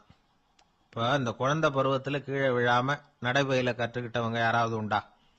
சின்ன வயசுல ஒரு தடவை கூட கீழே விழல சார், அப்படியே பிறந்தார் வளர்ந்தார் பெரியவர் ஆயிட்டார் அப்படின்னு யாரையும் சொல்ல முடியாது. அதனால மனுஷங்கிறவன் விழுந்து புரண்டு எழுந்துதான் நடக்க கத்துக்கிறான். ஒரு உண்மையை நாம எல்லாரும் புரிஞ்சுக்கணும். இந்த உலகத்துல தவறு செய்யாத மனிதர்களே யாரும் கிடையாது. அப்படி இருக்கிறப்போ எப்போதாவது நாம தவறு பண்ணிவிட்டோம்னா அதுக்காக மனசு உடைஞ்சு போயிடக்கூடாது. வாழ்க்கையில வெறுப்பு வந்துடக்கூடாது. ஒரு தவறு நடந்துட்டுதா அதுக்காக மனசு உடைஞ்சு போயிடாதீங்க. அதை ஒரு பாடமா எடுத்துக்கங்க. அதே தவறு மறுபடியும் நடக்காம வேணும்னா பாத்துக்கலாம். அது போதும். தடைக்கல்ல படிக்கல்லாம் மாத்திக்கணும். இதுதான் இதுல முக்கியம். ஒரு அலுவலகம், அங்க ஒரு அதிகாரி, அவர் உயர்ந்த பதவியில் இருந்தார். சிறந்த நிர்வாகின்னு பேர் வாங்கினவர் அவர். அவர் தனக்கு கீழே வேலை செய்யறவங்க கிட்ட எல்லாம் சொல்லுவாராம், இந்த நிறுவனத்துல நீங்க எத்தனை தடவை வேணும்னாலும் தவறுகள் செய்யலாம். ஆனா ஒரே விஷயம் என்னன்னா, ஒரே தவறை மறுபடியும் செய்யக்கூடாது, அது முக்கியம் அப்படிம்பாராம். இத மேம்போக்கா பார்த்தா அவர் ஏதோ தன்னுடைய ஊழியர்களை தவறு செய்ய தூண்டுறது மாதிரி தெரியும். ஆனா உண்மை அப்படி இல்லை. இன்னைக்கு என்ன நடக்குது தெரியுமா? அநேகமா எல்லா மனிதர்களுமே ஒரே தவறை தான் மறுபடியும் மறுபடியும் செய்யறாங்க. விளையாட்டு வீரர்கள் ஒரே மாதிரியான தவறுகளை திரும்ப திரும்ப செய்யறது உண்டு. கணக்கு எழுதுறவங்கள பாருங்க, ஒரே தப்ப மறுபடியும் மறுபடியும் செய்வாங்க. அலுவலகம் வருகிறவர்களை கவனிங்க, ஒரு நாள் தாமதமா வந்தா பரவாயில்ல, தினமும் தாமதமா வருவாங்க. இது மாதிரி செய்த தவறையே திரும்ப திரும்ப செய்யறதுக்கு என்ன காரணம் அப்படின்னா, சோம்பல், ஞாபக மறதி, கவனக்குறைவு, தன்னுடைய திறமை பேர்ல அளவுக்கு மீறிய நம்பிக்கை, இப்படி இதுல ஏதாவது ஒரு காரணமா இருக்கலாம் அப்படிங்கிறாங்க இது பற்றி ஆய்வு செய்கிற வல்லுநர்கள். ஒரு தடவை செஞ்ச தவிர மறுபடியும் செய்யறது இல்லைன்னு முடிவு செஞ்சுக்கிட்டு அதை செயல்படுத்த கத்துக்கணும். அது போதும், வாழ்க்கை வெற்றிகரமா அமையும் அப்படிங்கிறாங்க அந்த அனுபவசாலிகள். அதனால வெற்றிகரமா வாழ்க்கையில நடைபோட விரும்பும் இளைஞர்கள் தவிர்க்க வேண்டியது என்னன்னா, முதல்ல சோம்பலை தவிருங்கள், சுறுசுறுப்பாக இயங்குங்கள் அப்படிங்கறது அவங்க அறிவுரை. ரெண்டாவது ஞாபக மறதி, எந்த செயல்லையும் ஈடுபாடு வேணும், அக்கறை வேணும். மூணாவது கவனக்குறைவு, எதையும் அலட்சியப்படுத்தக்கூடாது. நாலாவது என்னால முடியாதது எதுவுமே கிடையாது அப்படிங்கிற அளவுக்கு மீறிய நம்பிக்கை அது ஆபத்துல கொண்டு போய் விட்டுரும். அதனால முதல் தவறு உங்களுக்கு ஒரு பாடமா அமையணும். ஒரு மனிதர் அவர் தன்னுடைய 2 காதுலயும் கட்டு போட்டுக்கிட்டு வந்தார். அவருடைய நண்பர் அதை கவனிச்சுட்டார். என்ன சார் ஆச்சு, 2 காதுலயும் கட்டு போட்டுருக்கீங்களே அப்படின்னு விசாரிச்சார். ஒண்ணுமில்ல சார், வீட்டுல ரொம்ப ஆர்வமா டிவியில கிரிக்கெட் மேட்ச் பார்த்துக்கிட்டு இருந்தேன். அப்போ என்னுடைய மனைவி துணிகளுக்கு அயன் பண்ணிட்டு இருந்தாங்க. அயன் பாக்ஸ அப்படியே வச்சுட்டு அடுப்பங்கரைக்கு போயிட்டாங்க. அந்த சமயம் பார்த்து டெலிபோன் பண்ணி அடிச்சுது. அவசரமா ஓடி போய் அதை எடுத்து காதுல வச்சேன். அப்பதான் தெரியும் அது அயன் பாக்ஸுங்கிற விஷயம். சூடா இருந்ததா, சுட்டு விட்டுது அப்படின்னார். ஒரு காது சரி சார், 2 காதும் ஏன் அப்படி ஆச்சு அப்படின்னு கேட்டார். அதே ஆளு மறுபடியும் போன் பண்ணா சார் அப்படின்னாரு. இவர் எவ்வளவு தூரம் யோசிச்சிருப்பாரு பாருங்க. அதனால ஒரு தவறு மறுபடியும் நடக்கக்கூடாது. முதல் தவறு உங்களுக்கு ஒரு பாடமாக அமையட்டும் அப்படிங்கிறது தான் இதுல இருந்து நாம தெரிந்து கொள்ள வேண்டிய கருத்து. அதனால தவறுகள் அதெல்லாம் தடைக்கெல்லாம் நினைக்க வேண்டாம், படிக்கெல்லாம் நினைப்போம். அப்படி நினைச்சோம்னா வாழ்க்கையில வெற்றி நிச்சயம். கொஞ்சம் தூரத்துல நாம நிக்கிறோம். எட்டத்துல இருந்துகிட்டு அவரை கவனிக்கிறோம். அவர் போன்ல பேசுறத, அவர் பேசுகிற வார்த்தைகள் என்ன அப்படிங்கறது நம்ம காதுல விழல. ஆனாலும் அவர் பேசிக்கிட்டு இருக்கிறது நல்ல செய்தியா கெட்ட செய்தியா அப்படிங்கறத நம்மால யூகிக்க முடியும். மகிழ்ச்சியான செய்தியை பேசும்போது முகம் மலருது, புன்னகை பூக்குது. இதுல ஒண்ணு நீங்க கவனிக்கணும். தொலைபேசியில நாம பேசுறப்போ நம்மோட பேசுறவர் எதிரில் இல்ல. அவர் தொலைபேசி வழியா நம்ம குரலை மட்டும்தான் கேட்க போறார். நம்ம முகத்தை அவர் பார்க்க போறது இல்ல. அப்படி இருந்தும் அப்ப நம்ம முகம் ஏன் மலரணும் அப்படின்னா இதுதான் உடல் மொழி, பாடி லாங்குவேஜ் அப்படின்னு சொல்றாங்க. நம்ம அறியாமலேயே நம்ம உடம்பு செய்திகளை தெரிவிக்குது பாருங்க, அதுதான் உடல் மொழி. ஒரு மனிதர் தொலைபேசியில பேசிக்கிட்டு இருக்கிறத நீங்க தூரத்துல இருந்து கவனிச்சுக்கிட்டே அவர் நண்பரோட பேசுறாரா, மனைவியோட பேசுறாரா, குழந்தையோட பேசுறாரா, இல்ல மேல் அதிகாரி கிட்ட பேசுறாரா, அல்லது அவருக்கு கீழே பணிபுரிகிறவர்கள் கிட்ட பேசுறாரா அப்படிங்கறத கண்டுபிடிக்கலாம். அதுக்கு காரணம் அவருடைய உடல் மொழி. இந்த உடல் மொழி கூட நம்ம வாழ்க்கையின் முன்னேற்றத்துக்கு பயன்படும். இத பத்தியெல்லாம் கூட சில நிபுணர்கள் ஆராய்ச்சி பண்ணி பார்த்திருக்கிறாங்க. அவங்க சில விவரங்களை சொல்றாங்க. குறிப்பா ஒருத்தர் தன்னுடைய நாற்காலியில கிட்டத்தட்ட படுத்துக்காத குறையா உட்கார்ந்துருக்கிறாருன்னு வச்சுங்க. எதிர இருக்கிறவர் பேசுறது அவருக்கு பிடிக்கலன்னு அர்த்தமா. தலையை சொரிஞ்சுக்கிறது, வேற வேற திசைகள்ல பாக்குறது, கொட்டாவி விடுறது, கால்களை மாத்தி போட்டு உட்கார்றது, களைப்பா கை விரல்களை அப்படியே பின்னிக்கிறது, அடிக்கடி கடிகாரத்தை பாக்குறது, இப்படிலாம் ஒருத்தர் பண்ணிட்டு இருக்கிறாருன்னா நாம கூடிய சீக்கிரம் அந்த இடத்த விட்டு எழுந்திரிச்சு வந்துடுறது நல்லது. ஏன்னா இதெல்லாம் அவருடைய சலிப்பு, சோர்வு, ஆர்வமின்மை இதுக்கு அடையாளங்கள். நம்முடைய பேச்சு அவரை சலிப்படைய வச்சுட்டதுன்னு அர்த்தம். அவர் ரொம்பவும் சோர்ந்து போயிட்டாருன்னு பொருள். நம்முடைய பேச்சில் அவருக்கு ஆர்வம் இல்லைன்னு அர்த்தம். அதே நேரத்தில் நாற்காலியின் நுனியில அமர்ந்து உடலை முன்னுக்கு நகர்த்தி எதிர இருக்கிறவரின் கண்களை பார்த்துக்கிட்டே பேசினாலும் சரி அல்லது பேச்சை கேட்டாலும் சரி, உங்க பேர்ல மற்றவங்களுக்கு உள்ள பிடிப்பு அதிகரிக்கும். நாம எப்படிப்பட்டவர்ங்கிறத நம்ம உடம்பும் நடை உடை பாவனையும் அடுத்தவங்களுக்கு காட்டி கொடுத்துரும். உங்க உடம்பு, உங்க பார்வை, நடை, உட்கார்ற விதம் இதை வச்சுக்கிட்டே நீங்க பொறுப்புள்ளவரா, முரடரா, அலட்சியமானவரா, மரியாதை தெரிஞ்சவரா, அடக்கமானவரா, நம்பிக்கைக்கு உரியவரா, நாணயம் இல்லாதவரா, பயந்தவரா, திறமசாலியா, அப்பாவியா அப்படிங்கறதெல்லாம் கண்டுபிடிச்சிடலாம். அதனால இந்த உடல் மொழியை புரிஞ்சுக்கிட்டு நம்மளை கொஞ்சம் சரிப்படுத்திக்கிட்டோம்னா வாழ்க்கையில சுலபமா பல காரியங்களை சாதிக்க முடியும். ஒரு மனநல மருத்துவமனை, அங்க ஒருத்தர் ஒரு நாற்காலியில உட்காந்துக்கிட்டு கார் ஓட்டுறது மாதிரி அப்படி பாவனை பண்ணிட்டு இருந்தார். ஸ்டேரிங்க திருப்புறது மாதிரி, பின்னாடி வர்ற வண்டியை நிக்க சொல்றது மாதிரி, அப்புறம் இவரு ஒதுங்கிக்கிட்டு அவருக்கு வழி விடுறது மாதிரி, இப்படிலாம் சேட்டைகள் பண்ணிட்டு இருந்தார் மனநல மருத்துவமனையில. இத பார்த்துக்கிட்டு இருந்த ஒருத்தர் பக்கத்துல இருந்த இன்னொருத்தர்கிட்ட கேட்டார், இவர் ஏன் இப்படி பண்றாரு, இவருக்கு ஏன் அப்படி வந்தது நிலைமை அப்படின்னு சொல்லி அவர் விசாரிச்சார். அப்ப அவர் விவரம் சொன்னார். வேற ஒண்ணும் இல்லைங்க, இவருக்கு கார் ஓட்டணும்னு ஆசை ரொம்ப காலமா, அது நிறைவேறாம போயிட்டுது. அதுக்கப்புறம் அவர் மனநோயாளியா மாறிட்டார். இங்க அழைச்சிட்டு வந்தாங்க. இங்க அழைச்சிட்டு வந்ததுல இருந்து அப்படிதான் பண்ணிட்டு இருக்கிறார். அப்ப கார் ஓட்டுறது மாதிரிலாம் பாவனை பண்ணிட்டு இருப்பார், திருப்புறது மாதிரி பண்ணுவார், பின்னாடி வர்றவங்களுக்கு இடம் விடுவார், இப்படிலாம் செய்யறார் அப்படின்னு விவரம் சொன்னாங்க. நீங்க சொல்லப்படாதா, இப்ப நீங்க கார் ஓட்டல, வெறும் நாற்காலியில தான் உட்கார்ந்து இருக்கிறீங்க அப்படின்னு நீங்க சொல்லப்படாதா அவருக்கு அப்படின்னு கேட்டாங்க. அது முடியாதுங்க, ஏன்னா அந்த காரை கழுவுறதுக்காக அவர் தினமும் எனக்கு 10 ரூபா கொடுத்துக்கிட்டு இருக்கிறார் அப்படின்னாராம் அங்க வேலை செஞ்சுக்கிட்டு இருந்த ஒருத்தர். அதனால வாழ்க்கையில நாம இந்த உடல் மொழியை புரிஞ்சுக்கணும். உடல் மொழிங்கிறது இப்ப ஆரம்பத்துல சொன்னது மாதிரி அந்த தொலைபேசியில பேசுறவங்கள தூரத்துல இருந்து பார்த்தாவே அவர் யாருகிட்ட பேசுறாரு என்ன பேசுறாருன்னு தெரியும். நம்ம முகத்தை நல்லா வச்சுக்கணும். உடல் மொழியை நம்ம புரிஞ்சுக்கிட்டு பயன்படுத்த ஆரம்பிச்சோம்னா எந்த முயற்சி பண்ணினாலும் அதுல வெற்றி நிச்சயம். பிரிட்டிஷ் ஆட்சி நடந்துகிட்டு இருந்த காலம் 1920களின் கடைசி. அப்போ நடந்த ஒரு உண்மை நிகழ்ச்சி இது. ஒரு கல்யாண மாப்பிள்ளை ரயில்ல இறங்க போறார். அவரை வரவேற்க ஒரு ராஜ குடும்பமே காத்துக்கிட்டு இருக்குது. மங்களூர்ல இருந்து இறங்குற அந்த மாப்பிள்ளை யார் தெரியுமா? ஒரு நாய். உண்மைதான், அந்த நாய்க்கு தான் கல்யாணம். சுதேசி சமஸ்தானத்து மன்னர்கள்ல ஒருத்தர் ஜூனாகட் மகாராஜா. அவரோட வளர்ப்பு நாய் ரோஷனாரா. அதுக்கு கல்யாணம் பண்ணி வைக்கணும்னு ஆசைப்பட்டார். மாப்பிள்ளை தேடினார். மங்களூர் மகாராஜாவோட வளர்ப்பு நாய் ஒன்னு இருந்தது, பேரு பாபி. இது ரெண்டுக்கும் கல்யாணம் நடத்த முடிவு பண்ணார். திருமணத்துக்கு வேண்டிய எல்லா ஏற்பாடுகளையும் பண்ணுங்க அப்படின்னு உத்தரவு போட்டார். ஆயிரக்கணக்கான அழைப்புதழ்கள், பல சமஸ்தான மன்னர்கள், ஜமீன்தார்கள், பிரிட்டிஷ் அதிகாரிகள், பெரிய பணக்காரங்க, இப்படி நிறைய பேருக்கு அழைப்புதழ்கள் அனுப்பி வச்சாங்க. பத்திரிகையை பார்த்தவங்க எல்லாம் திகைச்சு போயிட்டாங்களாம். இருந்தாலும் என்ன பண்றது, ராஜாவே அழைக்கிறார், போகாம இருக்க முடியுமா?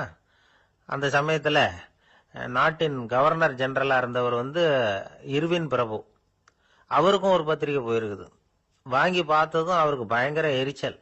உடனே குப்பை தொட்டியில போட்டுட்டாராம். மாட்சிமை தங்கிய பிரிட்டன் சக்கரவர்த்தியின் பிரதிநிதியான தன்னை கேவலம் ஒரு நாயின் திருமணத்துக்காக அழைக்கிறதா அப்படின்னு அவருக்கு ஆத்திரம். இருந்தாலும் கல்யாணம் பிரமாதமா நடந்துதான். கல்யாணத்தன்னைக்கு பொண்ணுக்கு ஸ்பெஷல் குளியல், தண்ணீருக்கு பதிலாக வாசனை திரவியங்கள், பன்னீர், குளிச்சதுக்கு அப்புறம் அலங்காரம், வைர மாலை, முத்து மாலை, ஏகப்பட்ட அலங்காரம். மாப்பிள்ளையை அழைக்கிறதுக்கு ரயில்வே ஸ்டேஷன்ல ராஜ குடும்பமே காத்துக்கிட்டு இருக்குது. அவங்களோட வளர்ப்பு நாய்கள் 250. அத்தனை நாய்களுக்கும் பட்டு துணி போத்தி இருக்குது. முத்து வடங்கள் அணிவிச்சிருக்கிறாங்க. எல்லாம் ராஜ நாய்கள். அதுகளையும் வீதியில நடக்க விடலையாம். அதுகளை சுமந்துகிட்டு போக அலங்கரிக்கப்பட்ட யானைகள் காத்துக்கிட்டு இருக்குதாம். மாப்பிள்ளைக்கு வரவேற்பு எப்படி தெரியுமா? அது நடந்து வர்ற பாதை பூரா ரத்தன கம்பளம் விரிச்சிருக்குது. 2 பக்கமும் ராஜாங்க அதிகாரிகள் கைகட்டி நிக்கிறாங்க. அரசு படை வீரர்கள் அணிவகுப்பு மரியாதை செலுத்துறாங்க. அந்த நாய் ராஜ மரியாதையோட நடந்து வருது. நகையெல்லாம் போட்டுக்கிட்டு வருது. திருமண மண்டபத்துக்கு சேருது. அங்க கல்யாணம் அமோகமா நடக்குது. இந்த திருமணத்தை முன்னிட்டு அந்த ஜூனாகட் சமஸ்தானத்துக்கு 3 நாள் விடுமுறை வேற. கல்யாணத்துக்கு வந்திருந்தவங்களுக்கெல்லாம் ஏக தடபுடலா விருந்து, நாட்டியம் எல்லாம் பிரமாதமா நடந்துதான். இந்த கல்யாணத்துல கலந்துக்க வந்திருந்த மற்ற சமஸ்தானத்து மன்னர்கள், திவான்கள், அரச குடும்பத்தினர், இப்படி அவங்க 700 பேராம். அவங்க போறதுக்காக விசேஷ ரயில்கள்லாம் வேற விட்டுருக்காங்க. கல்யாணம் முடிஞ்சதும் அந்த நாய் தம்பதிகளோட பெரிய பெரிய மன்னர்கள்லாம் ஒன்னா உட்காந்து சாப்பிட்டாங்களாம். ஏர் கண்டிஷன் அறையில அந்த தம்பதிகள் கொஞ்ச காலம் வாழ்ந்திருக்கிறாங்க. கொஞ்ச நாள்ல மாப்பிள்ளைக்கு மரியாதை குறைய ஆரம்பிச்சுட்டுது. வெளியில துரத்தி விட்டாங்களாம். அந்த பெண் நாய் மட்டும் ராஜ போகங்களை அனுபவிச்சு வந்துதான். இந்த கல்யாணத்தை பார்த்துட்டு தொடர்ந்து மற்ற சமஸ்தானத்து மன்னர்களும் நாய் திருமணங்கள் நடத்த ஆரம்பிச்சுட்டாங்களாம். இது உண்மையில நடந்திருக்குது. இப்படி அது இருக்கட்டும். இப்ப நம்ம கதைக்கு வருவோம். ஒரு ராஜாவுக்கு ரொம்ப நாள் கழிச்சு ஒரு குழந்தை பிறந்துதான். அரண்மனை ஜோசியரை கூப்பிட்டு இருக்கார் ராஜா. ஜோசியரே, என் மகன் வருங்காலத்துல சிறந்த வாழ் வீரனா வரணும்னு ஆசைப்படுறேன். வருவானாங்கிறத கொஞ்சம் பார்த்து சொல்லுங்களேன் அப்படின்னாராம். ஜோசியர் சொன்னார், மன்னா, உங்க புள்ள வாழ் வீரனா வர்றது கஷ்டம். ஆனா அவரும் உங்களை மாதிரியே நாய்க்குட்டிகள் பேர்ல பிரியமா இருப்பார். அதுகளுக்கு கல்யாணமும் பண்ணி வைப்பார் அப்படின்னாராம். அது எப்படி கண்டுபிடிச்சிங்க அப்படின்னு கேட்டிருக்கார் ராஜா. அரசே, உங்க பிள்ளைக்கு வாழ் மேல உள்ள பிரியத்தை காட்டிலும் நாய் மேல உள்ள பிரியம் அதிகம்ங்கிறதுக்கான அறிகுறி இப்பவே தெரியுது. நல்லா கவனிச்சு பாருங்க. அவரு வாழ் வாழ்னு கத்துறாரு அப்படின்னாரு. கவனிச்சு பார்த்துட்டு அப்படி எனக்கு காதுல விழலையே அப்படின்னாராம் மன்னர். அதனாலதான் சொன்னேன், அவர் கத்துறது வாழ் வாழ்னு கத்தல, வள்ளு வள்ளுன்னு கத்திட்டு இருக்கார். அதனாலதான் அப்படி சொன்னேன் அப்படின்னாராம் அரண்மனை ஜோசியர். இந்த உலகத்துல உண்மையாவே வேதாந்தம் பேசுறவங்களும் உண்டு. உள்ளுக்குள்ள வேற மாதிரி இருந்துகிட்டு வெளியில வேதாந்தம் பேசுறவங்களும் உண்டு. ஒரு ஆள் இருந்தார். அவரு ஒரு கடை வச்சு வியாபாரம் பண்ணிக்கிட்டு இருந்தார். மகா கஞ்சன், யாருக்கும் எந்த உதவியும் செய்ய மாட்டார். எச்சில் கையென்ன ஈர கையை கூட உதற மாட்டார். அப்படிப்பட்ட மனுஷன். அந்த ஊருக்கு ஒரு முனிவர் வந்துகிட்டு இருந்தார். வருஷத்துக்கு ஒரு தடவை வருவார். ஒரு நாள் 2 நாள் இருப்பார், அப்புறம் போயிடுவார். அந்த முனிவர் வர்றப்போலாம் இந்த ஆள் எழுந்திருச்சு ஓடி போய் அவரை வரவேற்பான். ரொம்ப பெரிய வேதாந்தி மாதிரி அவர்கிட்ட பேசிக்கிட்டு இருப்பான். காயமே இது பொய், வெறும் காற்றடைத்த பையும்மா, தர்மம் தலைகாக்கும்மா.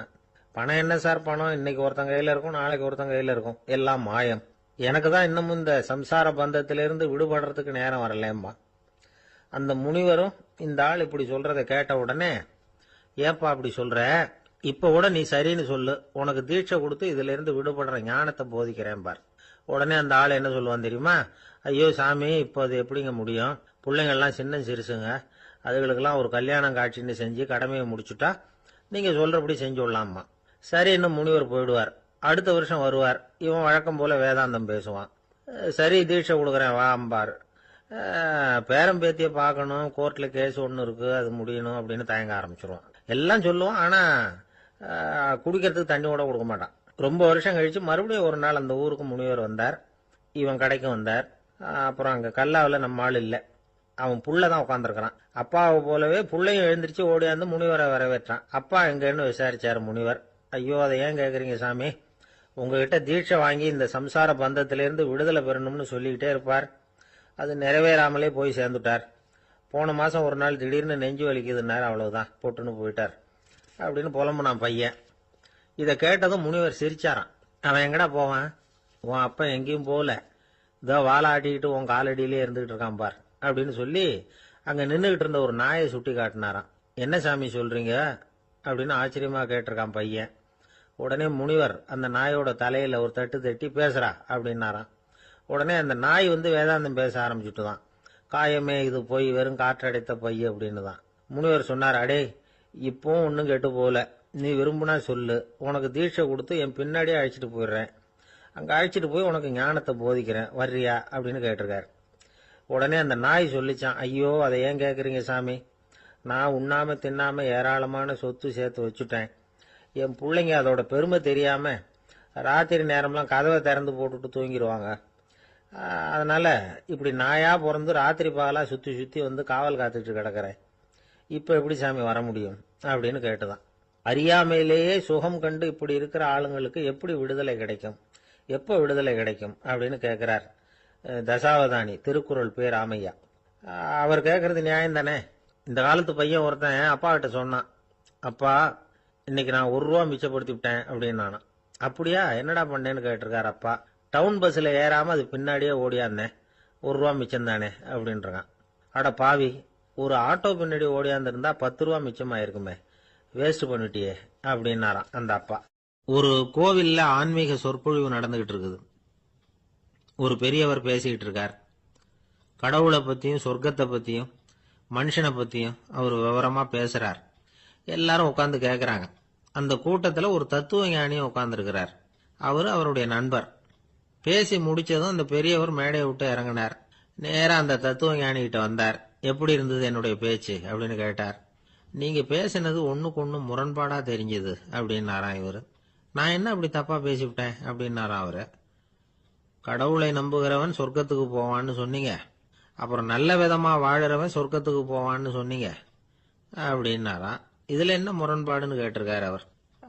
இதுலதான் முரண்பாடு தெரியுது எனக்கு. அதாவது இங்க ஒருத்தன் எல்லா தப்பும் பண்ணிட்டு இருக்கிறான், அவன் கடவுளை நம்பினான்னா அவன் சொர்க்கத்துக்கு போவானா, இது என்னுடைய முதல் கேள்வி. இல்லைன்னா ஒருத்தன் எந்த தப்பும் பண்ணல, ரொம்ப ஒழுங்கா வாழ்ந்துகிட்டு இருக்கிறான், ஆனா அவன் கடவுளை நம்பல, அவன் என்ன நரகத்துக்கு தான் போவானா.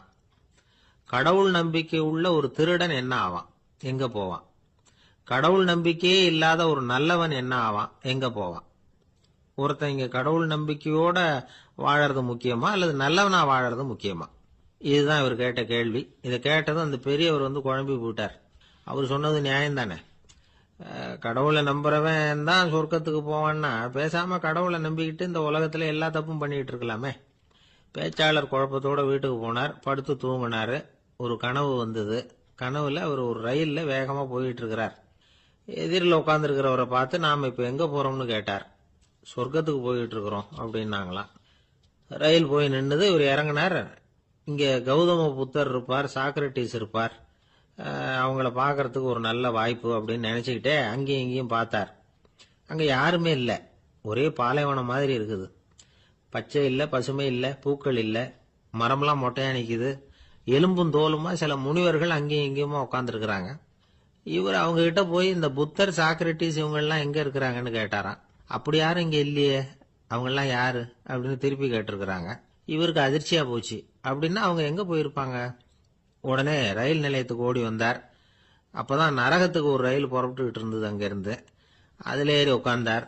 ரயில் வேகமா போச்சு. நரகம் நெருங்க நெருங்க காற்று குளிர்ச்சியா வீச ஆரம்பிச்சுதான். வெளியில பசுமையா இருந்துதான். அழகான மலர்கள், அழகான நீர்நிலைகள், நந்தவனங்கள், ரொம்ப அருமையா இருக்குது. ரொம்ப அங்க இருந்தவங்க எல்லாம் ரொம்ப மகிழ்ச்சியா உல்லாசமா வேற இருந்திருக்கிறாங்க. எங்க பார்த்தாலும் ஆடல் பாடல் உற்சாகம்.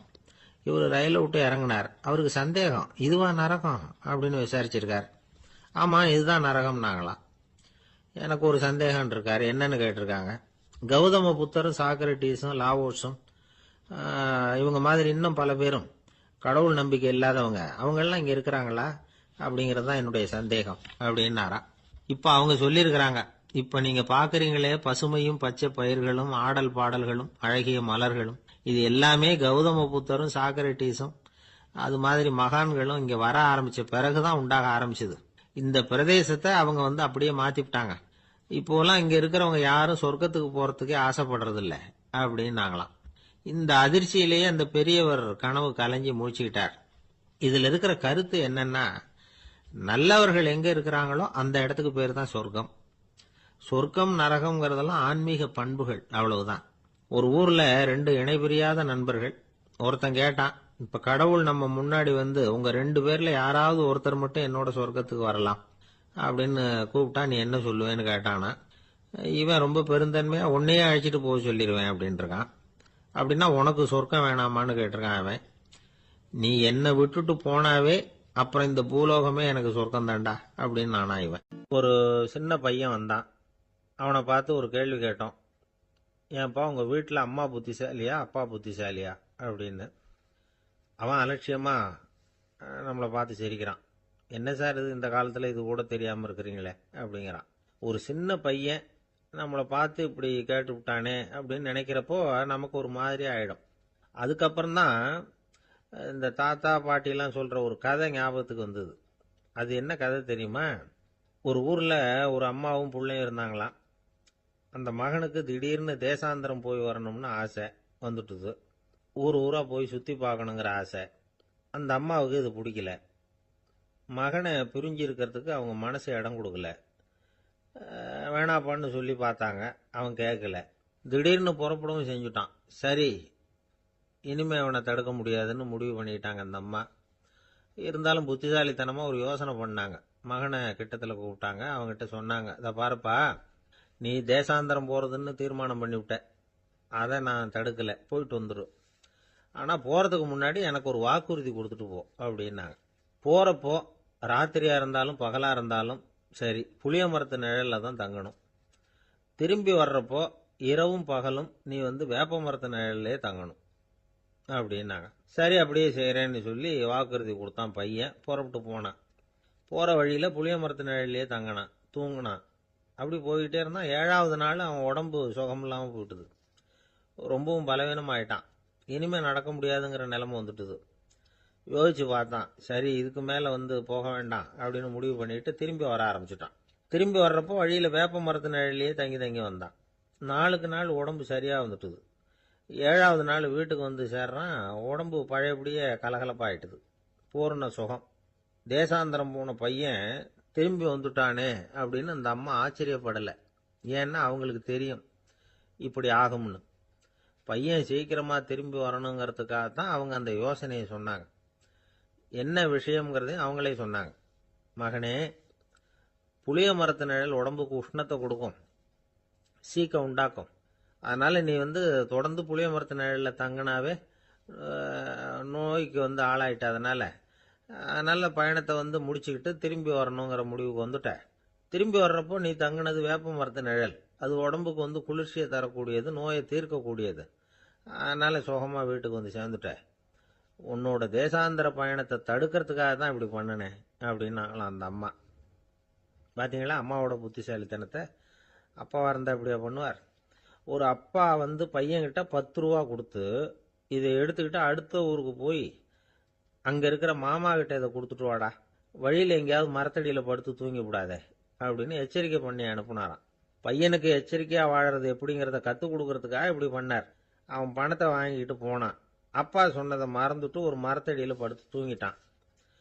அவனுக்கு தெரியாம அவன் பின்னாடியே போன அப்பா அவன் கையில இருந்த அந்த 10 ரூபாயை நைஸா எடுத்துட்டு வந்துட்டார். அவன் பையில தானே வச்சிருந்தான், அது தெரியாம எடுத்துட்டு வந்துட்டார். அவன் தூங்கிட்டு இருக்கான். எடுத்துட்டு ஒரு மறுபடியும் வீட்டுக்கு வந்துட்டார். பையன் முழிச்சுக்கிட்டு பைய தடவி பார்க்கறான், பணத்தை காணும். அழுதுகிட்டே திரும்பி வந்தான். அப்பா கிட்ட விஷயத்த சொன்னான். அப்பா சிரிச்சுக்கிட்டே சொன்னார், அதுக்கு தான்ப்பா ஆரம்பத்திலேயே எச்சரிக்கை பண்ணினேன், இனிமேலாவது நீ ஜாக்கிரதையா இருக்கணும் அப்படிங்கிறதுக்காக தான் இப்படி பண்ணினேன். அந்த பணம் எங்கேயும் போயிடல, நான் தான் அதை உனக்கு தெரியாம எடுத்து வச்சிருக்கிறேன். இதோ பாரு அப்படின்னு சொல்லி